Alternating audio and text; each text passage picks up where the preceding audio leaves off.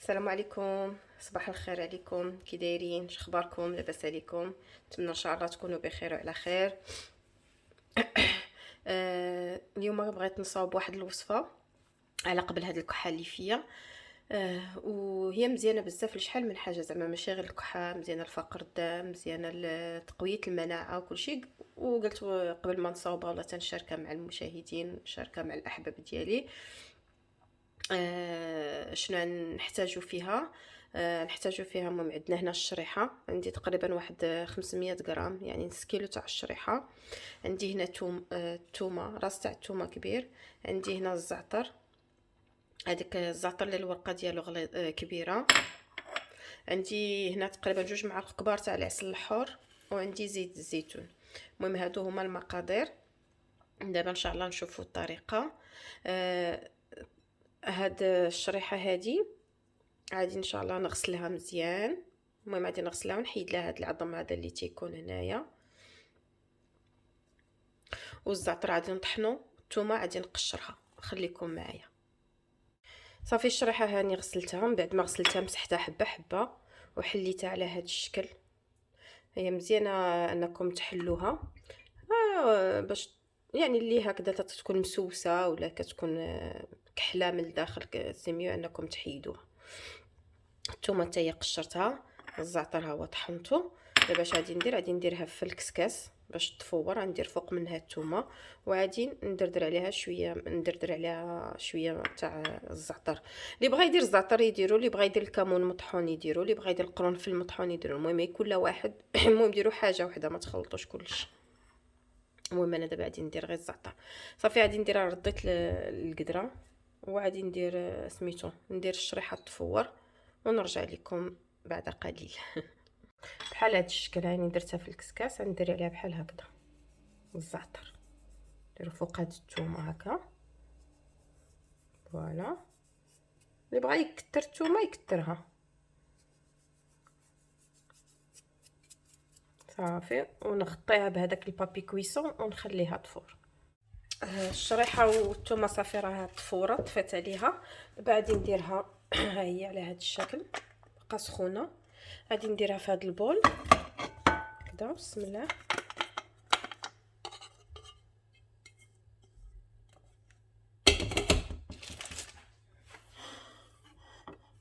وغادي نزيد ليها، نضيف ليها زيت العود، بسم الله.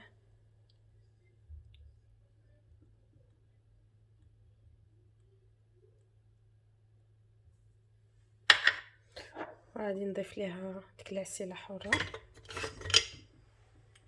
علقه.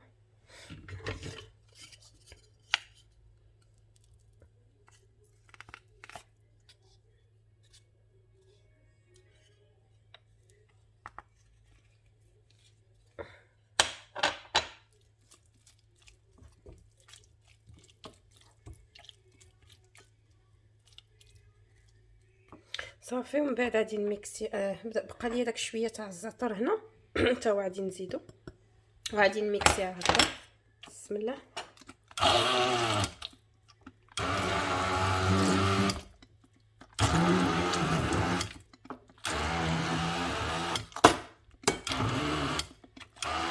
صافي غادي نبقى نميكسي على هذا الشكل هكا حتى تتولي ليا بحال شكل كونفيتور.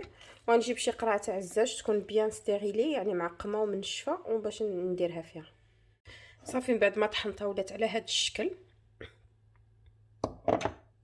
صراحه عرفتي كتجي واعره، كتجي زوينه وبنينه. المهم حنا هذا الشيء اللي كبرنا فيه، كبرنا على هذا الشيء.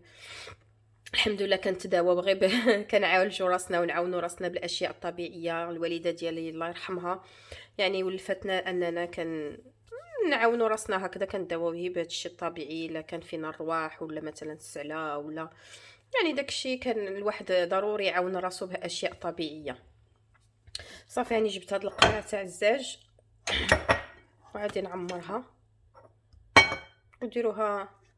يعني ديروا القياس، مثلا ما ديروش كلشي في واحد القرعه، مثلا ديروا شي 2 قريعات هكذاك صغار، باش وقت ما بغيتو تهزوا ما تبقاوش كل مره تحلوا نفس القرعه يعني وتعودوا تسدوها باش ما تخسرش لكم. ديروا عمروا واحد القرعه صغيره حتى تساليوها، ومن بعد عاوتاني تعمروا قرعه واحده اخرى صغيره وديروهم في الثلاجه. المهم الوصفه ديالنا هي هذه، هاني شاركتها معكم. راه كتجي زوينه وكتجي لذيذه وبنينه وكتنفع بزاف د الحوايج، ماشي كتنفع زعما غير الكحه ولا، راه كتعاون على شحال يعني تتعاون على شحال من حاجه. ايوا المهم نتمنى ان شاء الله تكون الوصفه ديالي. المهم انا صافي راني درتها في القرعه، ومن بعد غادي ان شاء الله نخليها تبرد شويه باقا سخونه وغادي نديرها في الثلاجه. المهم كنشكركم بزاف على المشاهده، نتمنى ان شاء الله علاش لا تجربوها وتشاركوا الفيديو مع الاقارب ديالكم، وديروا لي جيم وتخليوا لي واحد لامتي كومونتير. شكرا بزاف ومع السلامه.